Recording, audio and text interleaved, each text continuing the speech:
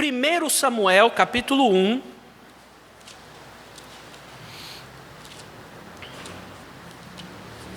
Nós vamos ler a partir do verso 9. Os irmãos podem permanecer sentados, é o texto base, o texto-chave da nossa mensagem.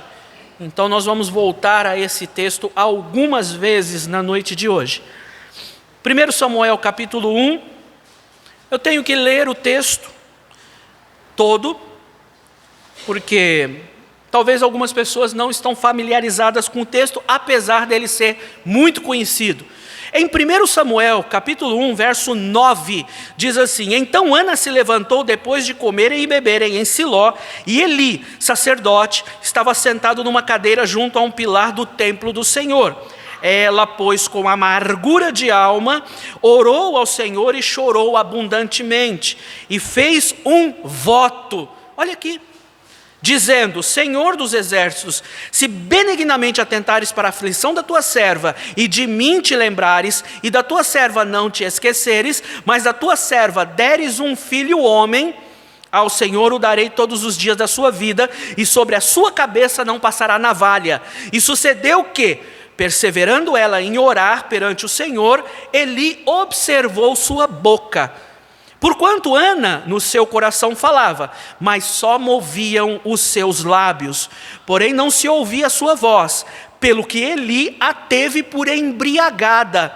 E disse Eli: Até quando estarás tu embriagada? Aparta de ti o vinho. Porém Ana respondeu: Não, meu senhor, eu sou uma mulher atribulada de espírito, nem vinho nem bebida forte tenho bebido, porém tenho derramado a minha alma perante o Senhor. Não tenha, pois, a tua serva filha de Belial, porque da multidão dos meus cuidados e do meu desgosto tenho falado até agora. Então respondeu Eli: Vá em paz, o Deus de Israel te conceda o pedido que lhe fizeste. Senhor nosso Deus e Pai, nós oramos, agradecidos, ó Deus, e peço, Senhor, que o Senhor encontre corações como a boa semente encontra terra boa, e assim possa dar muito fruto. Que esta noite seja uma noite memorável, para a honra e glória de Deus, para que esta igreja mostre o quanto entende das Escrituras e o quanto ama a Deus. Em nome de Cristo, eu oro e te agradeço. Amém. Meus irmãos, eu dei um spoiler sobre o título da mensagem. Sexta-feira nós vimos, e eu vi um desafio: jantar antes e ter culto depois. E aí a primeira coisa que passou pela minha cabeça era: esse povo vai dormir. Mas nós vimos que nós temos que despertar do sono. E o pessoal não dormiu. No sábado, nós vimos que nós precisamos ser loucos por amor a Cristo. Às vezes, você vai completar aqui o valor da sua promessa de fé, e às vezes é um valor que não tem muito... O pastor usou uma boa palavra, uma palavra perfeita, dizendo: é um sacrifício. Dar para Deus muitas vezes requer abrir mão de certas coisas para poder fazer a vontade de Deus. Como Davi disse: poderia oferecer alguma coisa ao Senhor que não me custasse nada? Então nós vimos que para muitos dedicar-se, financiar a obra de Deus é loucura. Sim, somos loucos. Amém ou não? Os irmãos estão fracos. Pode dizer amém no dia de culto de... Pode? Irmãos, está liberado, viu? Dizer amém. Amém? Ah, pronto, era só explicar direitinho. E aí eu tenho uma coisa comigo: quando eu prego em igreja que ninguém fala amém, eu prego até alguém falar, até a igreja falar, até meia-noite. Se eu prego numa igreja que todo mundo está dizendo amém, pastor, amém, amém, aí que eu fico empolgado, e aí que eu prego até tarde mesmo. Então os irmãos têm opções hoje à noite. Amém? Ok, estamos então lembrando que hoje de manhã nós falamos sobre uma página na história de missões, que é uma página importante, que nós olhamos para tudo isso e lembramos que o missionário é parte essencial do trabalho de levar o evangelho a todo mundo. E nem tudo são flores, nem tudo é um mar de rosas. E houveram alguns assuntos que precisavam ser tocados hoje pela manhã. E aí eu disse, à noite, nós vamos ouvir uma mensagem que tem como título, Como podemos obter tudo aquilo que queremos. Amém? Os irmãos ficaram empolgados, os irmãos ficaram ansiosos, até mesmo alguns irmãos disseram, pastor, estou preocupado. Preocupado porque, olha, esse título me remonta na minha mente àquela teologia da prosperidade. Existe aí, eu não vou citar nomes de igreja, mas lá eu assistindo a Rede Record, e aquilo lá me preocupa, aquilo lá eu me estremeço, me arrepio todo. Não falou isso, mas eu estou imaginando que, sabe, teologia da prosperidade, muitas vezes eu tenho chamado nas aulas de heresiologia no seminário, que na verdade parece mais uma teologia da ganância, sabe? Teologia da prosperidade nada, porque a Bíblia fala de prosperidade, mas o sistema e a heresia que eles implantaram é mais baseado na ganância, é a velha armadilha da serpente, né? Lembra? Chegou e disse para Eva, né? Você vai ser como Deus, né? Você vai ser. Então, não é sobre isso que nós vamos falar. Eu não estava falando sobre, eu não estava tentando nenhuma armadilha para tentar encontrar alguma ganância na sua vida, principalmente porque a Bíblia ela não nos fala sobre a teologia da ganância, mas a Bíblia fala sobre a teologia da generosidade, fala sobre a teologia da gratidão. Quer ver só? Eu tenho a ajuda dos irmãos, quem pode ler para mim 1 Timóteo 6,8?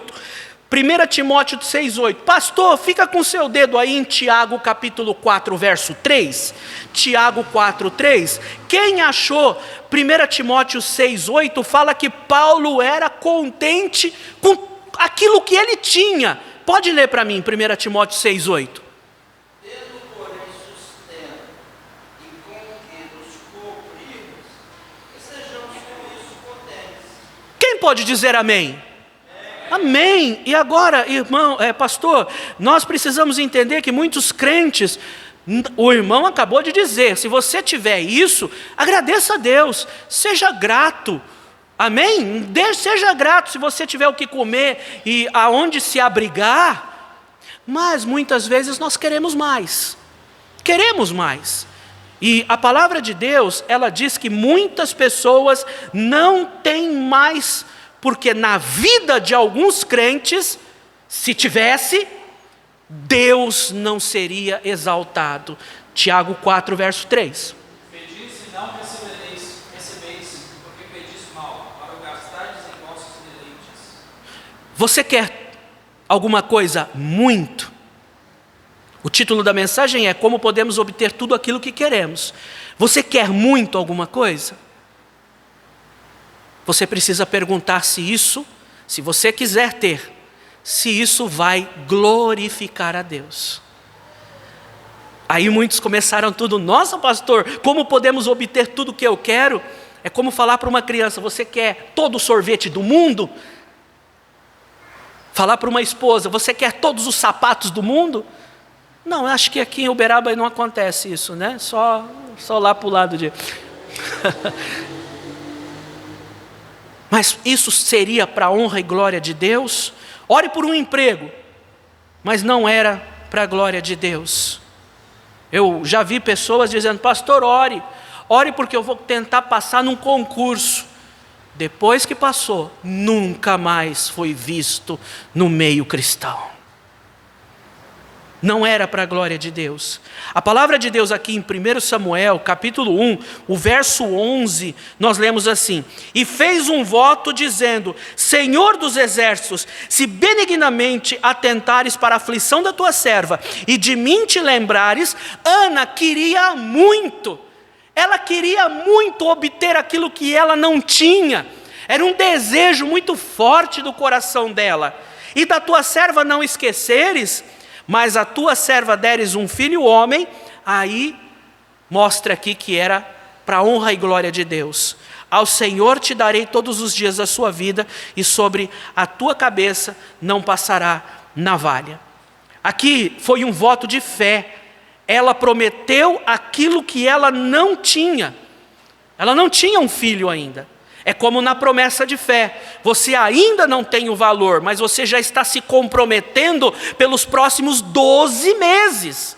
Você não sabe o que vai acontecer em 12 meses, mas você já está comprometendo. Ana não sabia se ia engravidar, mas ela já estava prometendo: se Deus me der, eu vou entregar, porque é para a honra e glória do Senhor.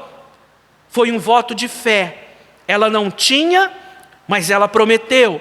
E quando se passou 9 meses, ela recebeu aquilo que tanto ela queria. Deus respondeu às suas orações. Por quê?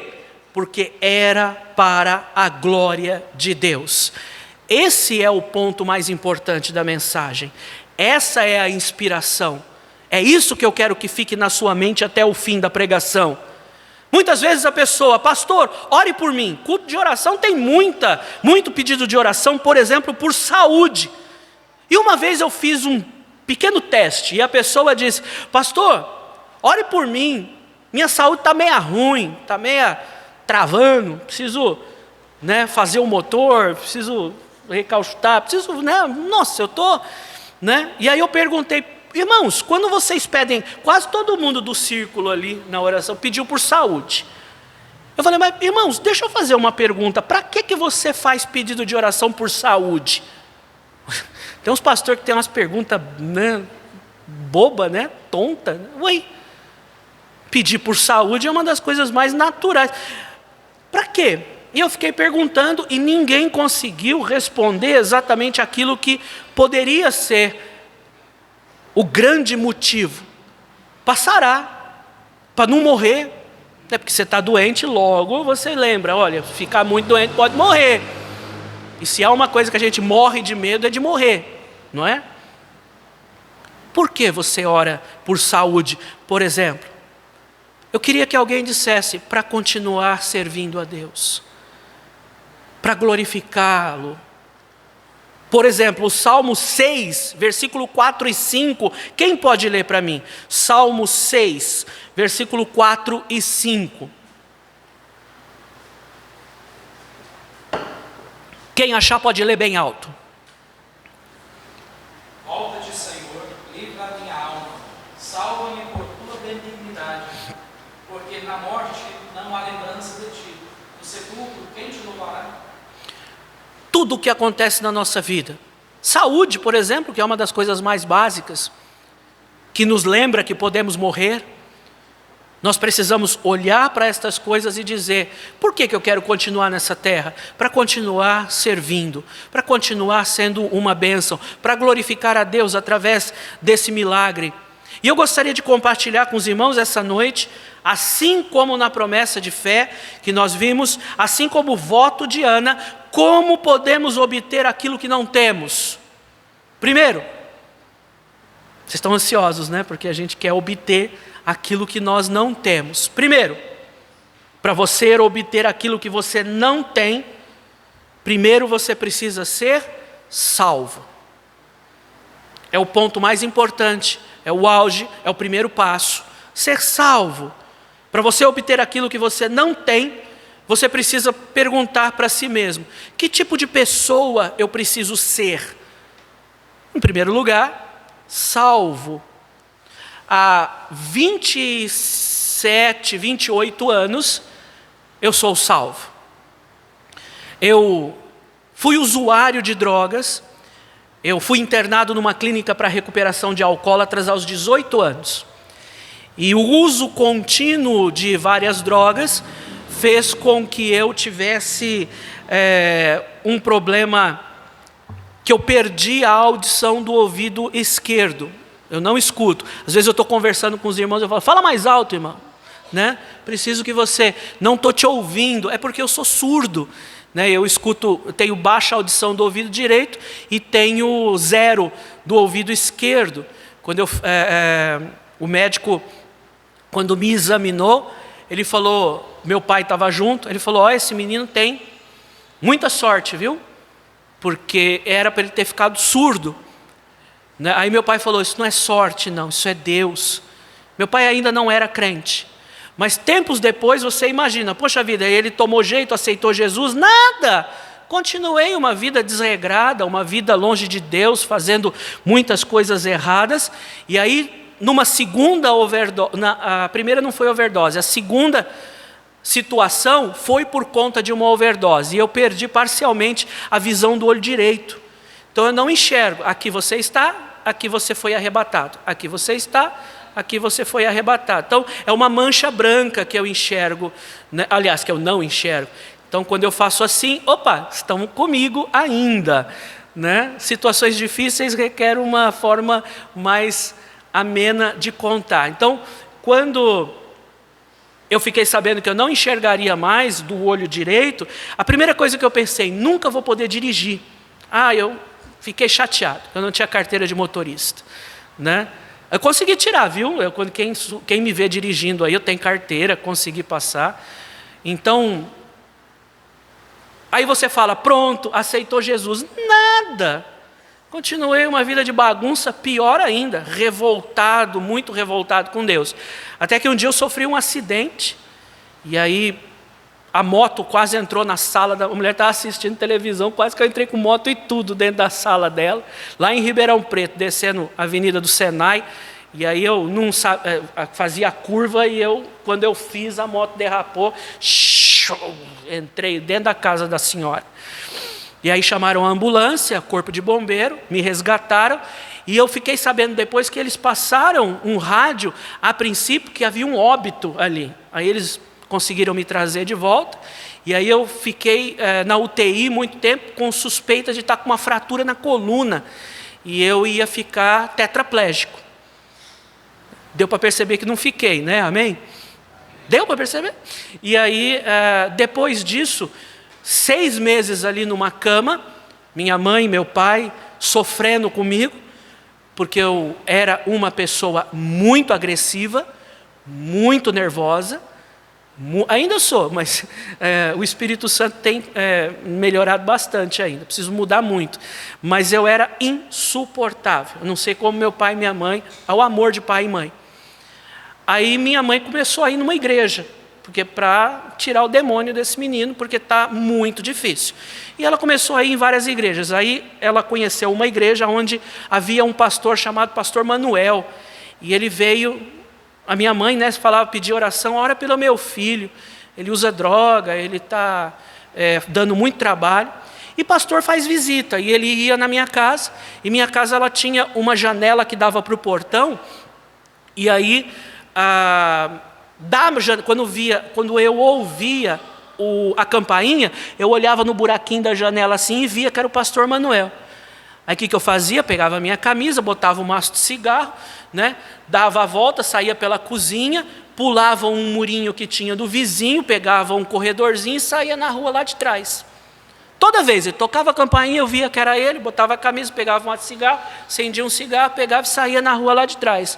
Toda vez, aí um dia ele olhou assim, era o pastor Manuel, peguei meu cigarro, acendi, botei a camisa, saí, desci o corredorzinho. Quando eu saí no corredor, na rua lá embaixo, estava ele me esperando lá. Oi, posso falar com você? Aí eu olhei assim, minha mãe tinha me dedurado, X9. E aí ele ficou ali, 10 minutos conversando, eu fui arrogante, fui estúpido com ele e tal. E aí, naquele momento, ele me falou uma palavra dizendo, olha, a hora que você quiser, o dia que você quiser, não importa, eu estou pronto para te ouvir, estou pronto para estar com você. E eu, tá, legal, tudo. Peguei, saí, fiquei bravo com a minha mãe depois. Eu já tentei suicídio 2 vezes na minha vida. Não consegui, não sei se você... né? E teve uma terceira vez que eu disse, dessa vez eu vou fazer para valer mesmo. E eu, naquele sentimento, já era 3:30 da madrugada, naquele sentimento eu parei, eu não sou pentecostal, mas como é um testemunho muito pessoal, os irmãos me dão esse direito. que é o meu testemunho. Eu ouvi a voz daquele pastor na minha cabeça, dizendo: a hora que você quiser, o dia que você quiser, eu estou pronto para te ouvir. Eu fui lá na casa dele, eu sabia onde era a igreja, ele morava em cima da igreja, morar na igreja. E eu fui lá, quase 4 horas da manhã, toquei a campainha. Aí o pastor Manuel e a irmã Lídia saíram lá no terraço, olharam lá, falaram: é o filho da Zenaide. Ele falou: peraí, não vai embora não. Desceu rapidinho, abriu a igreja, eu entrei, sentei ali com ele assim. Aí naquela noite eu falei, mas falei tanta borracha, mas falei tanta coisa desconexa. Falei, estava meio bêbado, estava meio drogado, falei. Eu achei engraçado, eu lembro disso. A irmã Lídia veio umas 2, 3 vezes na porta da cozinha, com o roupão assim, falando assim: tá tudo bem aí? O marido dela tinha atendido um bandidinho de madrugada na igreja, ela não ia ficar preocupada? Está tudo bem aí? Está tudo bem, Lídia, pode descansar. E ele me escutando. Irmãos, quando deu 6:30 da manhã, eu estava ali no altar, ao lado dele, ajoelhado, recebendo Cristo no meu coração. Depois disso, minha vida nunca mais foi a mesma. Uma vez alguém falou: pastor, eu não sei levar uma pessoa a Cristo. Eu disse: fale o que ele fez na sua vida. Se você não tem uma história para contar, aceite Jesus hoje. Ele vai te salvar e você vai ter uma história para contar.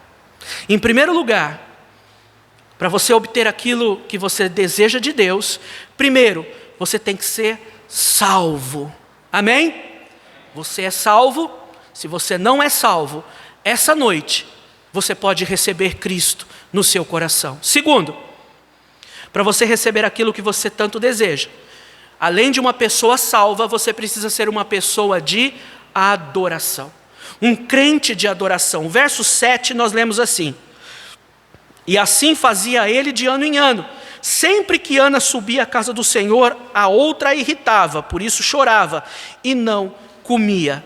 De ano em ano. Eles tinham ali um compromisso. É muito terrível quando você escuta pessoas que ainda não fazem parte da igreja, que ainda não fazem parte do compromisso com a sua igreja, que ainda não decidiram descer as águas do batismo, que ainda não decidiram procurar o pastor e procurar um ministério. Você precisa ser uma pessoa de compromisso. Isso é ser uma pessoa de adoração. Mas deixa eu te avisar uma coisa: adorar não é louvar, são duas coisas diferentes. Louvar é agradecer, exaltar, honrar, agradar. Adorar é dar exclusividade a Deus. Isso é adorar, é colocar Deus em primeiro lugar, é amar a Deus extremamente. E quando nós amamos alguém de uma forma extrema, nós não medimos esforços para agradá-lo. Amém? Em Mateus capítulo 6, versículo 33. Quem sabe de cor? Quem pode ler? Mateus 6, 33. Rapidinho, irmãos, que a gente tem muita coisa para falar ainda. Vamos. Pois em primeiro lugar o seu reino, a sua justiça, e todas essas coisas vos serão acrescentadas. Em primeiro lugar. Quando você ama muito algo, você coloca aquela coisa em primeiro lugar. Eu conheci a minha esposa, eu conheci uma moça na igreja, e aí quando eu bati o olho naquele par de olhos verdes, eu babei. Eu sou babão, já não é uma novidade, mas olha, eu fui arrebatado ao 6º céu, ao 8º céu. E aí dei um jeitinho de começar a ajudar na igreja dela. E aí, por incrível que pareça, todo lugar que ela ia, eu estava também. É uma coincidência, sabe? Ela cuidava das crianças, eu ia também e tal. Coincidência. E aí teve um dia que a gente estava se preparando para fazer uma EBF com as crianças. E aí ela falou: amanhã então eu vou comprar as cartolinas, porque não tinha internet, não tinha essa Shopee, nada disso. Era tudo na tesoura e na cola. Eu vou comprar as cartolinas, tá bom? E aí a gente prepara as coisas que a EBF vai começar à tarde. Eu falei: você vai na papelaria comprar cartolina? Eu vou com você. ajudar você a trazer as 3 cartolinas. Falou, não precisa. Imagina. Falei, eu faço questão. Oxê. Ela falou, então a papelaria abre às 8 da manhã, né? Quando for umas 8 horas, você vem aqui e nós vamos lá. Irmãos, quando era 6:30 da manhã, eu já estava pronto. Eu já estava de banho tomado, lindo, maravilhoso. Tinha passado 2,5 litros de perfume. Eu já estava ali, eu já estava na esquina da casa dela. O dia estava amanhecendo, eu já estava ali, esperando dar a hora. Passava 2h30, passa rapidinho. Eu estava ali. Quando você ama, você não mede esforços. Amém? Aqui no versículo 3 de 1 Samuel, nós lemos: subia, pois, este homem da sua cidade de ano em ano, a adorar veja, pastor Leandro, sacrificar ao Senhor dos exércitos em Siló. E estavam ali os sacerdotes do Senhor, Hofni e Finéias, e os 2 filhos de Eli. Ele não media esforços para estar na presença de Deus. Deus era muito importante. Eles colocavam o Senhor em primeiro lugar. E quem é alguém de adoração, você não precisa ficar falando muito de promessa de fé. A pessoa, ela deseja dar o seu melhor para o Senhor. E nós encontramos que a viagem de Ana a Siló era de 17 quilômetros a pé. Não tinha Uber. Precisa chamar o Uber lá em Siló? Não, era a pé, andando até lá. Eu quero dizer aos irmãos que sacrifício e adoração andam juntos. Quando você coloca Deus em primeiro lugar na sua vida, você precisa entender que alguns sacrifícios você vai ter que fazer. Sabe, compare, por exemplo, a Aparecida do Norte para muitos, e muitos fazem peregrinação. Hoje, nós encontramos muitos crentes que não querem sacrificar, serem compromissados, estarem envolvidos, só querem receber, exigir bênçãos de Deus, encontrar uma igreja que eles se sintam bem. Você sabia que sentimentos mudam? Hoje você está se sentindo bem, amanhã você pode não estar. Você precisa procurar uma igreja que você tenha convicção, que prega a palavra de Deus. Nós precisamos entender que haverá momentos na nossa vida, durante esses 12 meses de promessa de fé, que nós vamos ter que sacrificar para dar a promessa de fé. E hoje os crentes não querem sacrificar. Você vai fazer um valor e de repente pode acontecer uma doença, um acidente, um gasto extra, e pior, você ser convidado para ser padrinho de casamento. Aí nesse mês, Deus me perdoe, mas olha, tem que alugar o vestido e tem que tal. Primeiro, você precisa ser salvo. Segundo, você precisa ser um crente de adoração. Terceiro, você precisa ser um crente de oração. Ana orou. Versículo 19 e 20 diz assim: e levantaram-se de madrugada e adoraram ao Senhor, e voltaram e chegaram à sua casa em Ramá, e Eucana conheceu Ana sua mulher, e o Senhor se lembrou dela. E sucedeu que, passado algum tempo, Ana concebeu e deu à luz a um filho, e chamou o seu nome Samuel, porque dizia ela: o tenho pedido ao Senhor. Ela orou e Deus abençoou. Muitas vezes nós oramos por um valor da promessa de fé, e eu já vi casos de pessoas que oraram pelo valor da promessa de fé, e o valor da promessa de fé, falei isso de manhã, se não me engano, ontem à noite, o valor da promessa de fé era maior do que o dízimo. Tem muita gente que quando ora assim, fala assim: não, isso não pode ser de Deus, não é de jeito nenhum. Imagina, bate na madeira 3 vezes, que é isso? Não pode, e fica lutando contra Deus. Uma vez um irmão orou por um valor que Deus tinha colocado no coração dele, que era maior do que ele achava que podia. E quanto mais ele orava, mais Deus continuava confirmando aquele valor. Então ele pegou o cartão da promessa de fé e escreveu o valor que Deus tinha colocado em seu coração e começou a dar. Naquela mesma semana, o dono do imóvel que ele alugava, ele morava de aluguel, bateu na porta da casa dele, que o próprio dono que ia de moto, de casa em casa, um monte de casinha que ele tem para alugar, ele chegou lá e falou assim: mas na semana. Eu estava fazendo a recontagem, estava vendo os valores que cada casa está pagando de aluguel, e eu percebi que a sua casa, o aluguel precisa ser ajustado. De todas as casas que eu tenho, eu percebi que a sua casa está pagando a mais, então eu vou abaixar.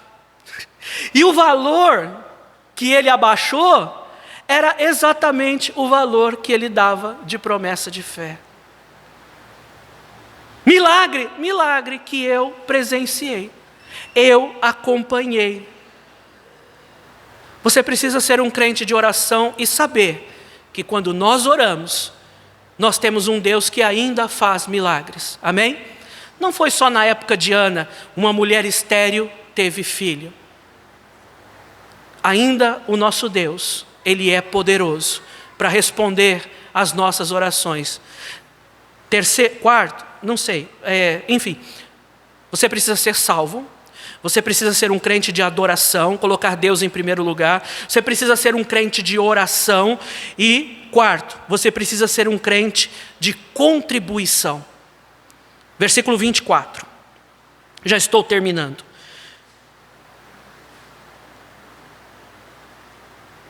E havendo-o desmamado, tomou consigo com 3 bezerros, 1 efa de farinha, 1 odre de vinho, e levou à casa do Senhor em Siló. E era o menino ainda muito criança. Nesse versículo 24 do capítulo 1, nós encontramos ela entregando a sua oferta, entregando o seu voto. E há um detalhe que a mãe, geralmente, ela desmama a criança, talvez até nos dias de hoje, mais ou menos com quanto? 6 meses? 1 ano? Quanto tempo uma criança é desmamada, né? Para de mamar no peito? Você percebe aqui, o menino era muito pequeno. Ela não demorou a pagar o seu voto. Está escrito aqui no versículo 24. A Bíblia diz que todos devem contribuir. Todos devem pagar o seu voto. Pobre, rico.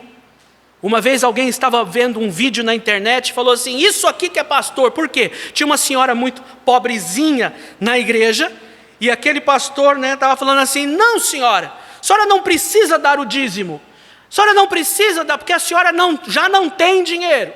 Então a senhora não precisa dar. E muita gente dizendo: isso aí que é pastor, isso aí que é certo. Irmãos, quem sou eu para dizer que alguém tem que desobedecer a Bíblia? O que acontece todos têm que contribuir, mas se nós temos pessoas que estão passando necessidade na igreja, a igreja precisa apoiar, ajudar, socorrer. A dona Vera, ela não tinha aposentadoria, ela estava passando muita necessidade, ela recebia um dinheirinho ali, outro ali, de uns bordadinhos que ela fazia em pano de prato, aqueles biquinhos, sabe, de ponto cruz, sabe? Eu estou sabendo, sério. Ela fazia, vendia 1 pano de prato por mês, 2 panos de prato por mês, e eu falei: a senhora tem que dar o dízimo, porque ela perguntou: eu tenho que dar o dízimo, pastor? Mas é tão pouquinho. Lógico. E aí nós conversamos com a igreja, e a igreja dava cesta básica, comprava o botijão de gás, comprava os remédios dela, porque era uma fase muito difícil que uma irmã fiel da igreja estava passando.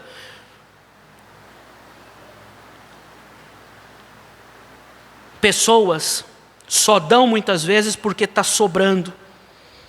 Você lembra da história da moedinha? Um deu muito, mas aí a senhora veio e entregou. O que o Senhor Jesus Cristo disse? Muito mais esta recebeu, porque ela deu tudo o que ela tinha.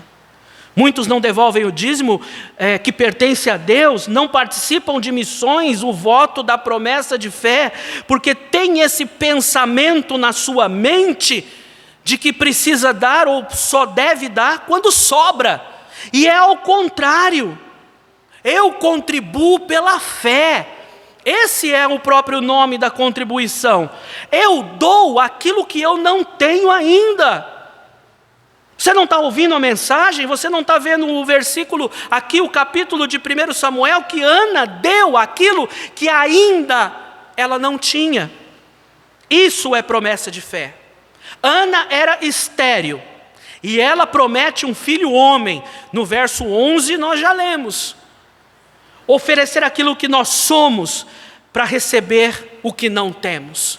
A questão aqui não está focada no que você tem, quanto você tem, qual é o saldo da sua conta bancária, mas é quem você está se tornando. Pastor, eu sou salvo, eu sou um crente de adoração, eu coloco Deus em primeiro lugar, eu sou uma pessoa de oração, eu sou uma pessoa liberal, eu sou uma pessoa de contribuição. Agora você precisa olhar no exemplo de Ana, por exemplo, o que Ana era em primeiro lugar? Uma mulher. Coisa mais básica. O que ela tinha que só a mulher tem aqui dentro da barriga? Ela tinha um útero. Correto? O que ela podia oferecer a Deus? Que tanto ela queria? Tinha um menino que tinha na mão 5 pães e 2 peixinhos. Tinha uma viúva lá em Sarepta, que tinha o quê? Deus olhou para Moisés e disse: Moisés, o que você tem na mão? Só isso. Deus, ele pede não o que temos, ele quer saber quem nós estamos nos tornando. E usa o que nós temos para fazer milagres, para obtermos aquilo que não temos. O que Deus quer de nós, na verdade, não é o nosso dinheiro. Ele quer a nossa sensibilidade, a nossa vontade, a nossa disposição, a nossa prontidão. Promessa de fé é sobre isso, não é sobre dinheiro. E aí eu te pergunto para a gente terminar. Quem é você? Quem você está se tornando durante esses anos que você tem ouvido, e ouvido de novo, e reiteradamente ouvido a palavra de Deus? Que tipo de crente você quer ser, você quer se tornar? Filho de Deus, servo, discípulo? O que você tem aí? Talvez você possa responder rapidamente: pastor, eu não tenho dinheiro. Uma vez a gente estava entregando esses cartõezinhos. A gente aprende, né? E entregando os cartõezinhos, eu não fiz como pastor, separando exatamente, tem que ser para os membros da igreja, tá bem? Aqueles que têm compromisso com essa igreja e tal. Fez tudo certinho, mas eu não tinha prática ainda. E eu falei: irmãos, distribui para todo mundo, porque eu queria que as pessoas acompanhassem o que estava escrito no papelzinho. Aí na hora que começou, tinha uma senhorinha que visitava a igreja lá, rapidamente ela disse: não tem dinheiro não. Nossa, mas eu fiquei com a vergonha, eu fiquei assim: meu Deus, que bola fora que eu fui dar. Falei: não, senhora, fica tranquilo, quem não é da igreja, quem não faz parte dessa igreja, não precisa se preocupar. Isso é uma responsabilidade dos crentes dessa igreja, daqueles que frequentam a igreja. Mas ela falou braba: deixa eu pregar primeiro. Mas eu te pergunto, o que você tem aí? Pastor, eu não tenho dinheiro, mas eu te pergunto, você tem vontade? Você tem o desejo? Promessa de fé é prometer um valor específico para obter aquilo que você ainda não tem. Nós temos que entender que Ana prometeu um menino homem. Dava para uma estéril ser mais específica do que isso? Talvez a coisa mais importante para uma mulher, um filho. Dizem que a mãe torna-se mãe quando ela sente que está grávida. É verdade isso ou não? Ela sabe, né? Faz o teste, ela sabe. Você acha que você está grávida? Tenho certeza. Vanessa, o pai torna-se pai quando ele vê o bebê, quando ele encosta-se o nariz lá no vidro lá da maternidade Santa Isabel, e a enfermeira, ela procura o nome, aí aponta-se, aí eu vi aquele pacotinho desse tamanho, cabeluda, desse tamanhozinho assim. Na hora que eu olhei ali, eu abri o bocão de chorar, eu virei pai naquela hora. Mas não há nada mais importante na vida de alguém do que seus filhos.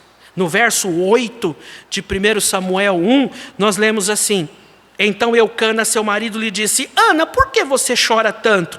Por que não come? E por que está mal o teu coração? Não te sou eu melhor do que 10 filhos? Como que os homens são besta, né? Como que os homens são bobo? Disse: Ana, você não tem filho, mas você tem a mim. O que Ana responde? Não! Seu tonto, você não entende. Ana deu o que era mais importante para a sua vida. No Salmo 37:4 eu leio para você: deleita-te no Senhor e Ele satisfará os desejos do teu coração. Deleita-te significa se colocar diante do Senhor, prostrar-se diante dEle, estar satisfeito com Ele, estar grato por Ele. E aí Ele vai te dar muito mais do que você gostaria de ter. O mais importante na sua vida não é seu namorado. O mais importante na sua vida não é o seu tablet ou seu iPhone. O mais importante na sua vida não é seu emprego, não é a sua roupa de marca, não é sua casa, seu carro. Aliás, o que é mais importante na sua vida? A promessa de fé é um voto pessoal. Versículo 21 de 1 Samuel, estou terminando, viu? Deixa eu ver aqui se eu posso. Opa, tenho 5 minutão aqui. 21 diz assim: e subiu aquele homem, Eucana, com toda a sua casa, a oferecer ao Senhor o sacrifício anual e a cumprir seu... Fale alguém. Porém Ana não subiu, mas disse a seu marido: quando o menino for desmamado, então o levarei para que apareça perante o Senhor e lá fique para sempre. A mãe abrindo mão do que é mais precioso para ela, levando no templo, porque ela tinha que cumprir seu voto que ela fez a Deus. Eu sei que no decorrer do texto, nós não vamos ler, mas parafraseando aquilo que a Bíblia nos ensina, Eli não era um homem que cuidava muito bem de sua saúde, né? Ele deveria ter diabetes, pressão alta, um monte de coisa. Ele estava fora do peso. Ele não tinha... Aí eu acho que uma mãe, quando olha, eu vou entregar para esse homem, cuidar do meu bebê. Talvez ela pegou o bebê, deu assim, ele pegou o moleque assim, tá? Segura aqui. Ai, Jesus, será que não dá para mim esperar mais um pouquinho? Será que ele vai saber dar leite na hora certa? Trocar as fraldas, dar dipirona quando ele tiver com febre? Ai, meu Deus, será que Ana ficou assim? Muitas vezes nós prometemos e no mês seguinte, dívida, compra, doença, viagem, padrinho de casamento, e a gente coloca aquilo que prometemos a Deus de lado, porque Deus vai entender. Às vezes Ana podia ter pensado, dizendo assim: eu vou esperar mais um pouquinho, esse menino tomar corpo, né? Uns 18 aninhos, 22 aninhos, aí eu levo ele. Não, ela cumpriu seu voto na hora, rapidamente. E aí eu termino te perguntando: que tipo de crente você quer ser?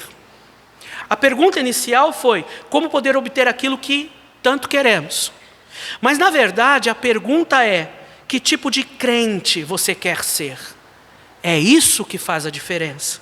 Promessa de fé é dar aquilo que nós não temos, é oferecer aquilo que nós somos para receber o que não temos. Isso está mais ligado à fé e ao caráter de cada um dos irmãos do que às suas posses ou suas capacidades. E eu concluo essa mensagem, faz tempo que eu estou acabando, né? Dizendo: promessa de fé, o resultado dela na vida daquele que entende o que significa esse programa de missões. Primeiro, a igreja pode fazer missões. É a obra da igreja, é o objetivo da igreja. É por isso que nós estamos aqui hoje e todos os dias durante todo o ano. Almas salvas, aqui e até os confins da terra. Quando você entregar a sua promessa de fé, a igreja vai poder fazer missões. Segundo, você vai agradar a Deus.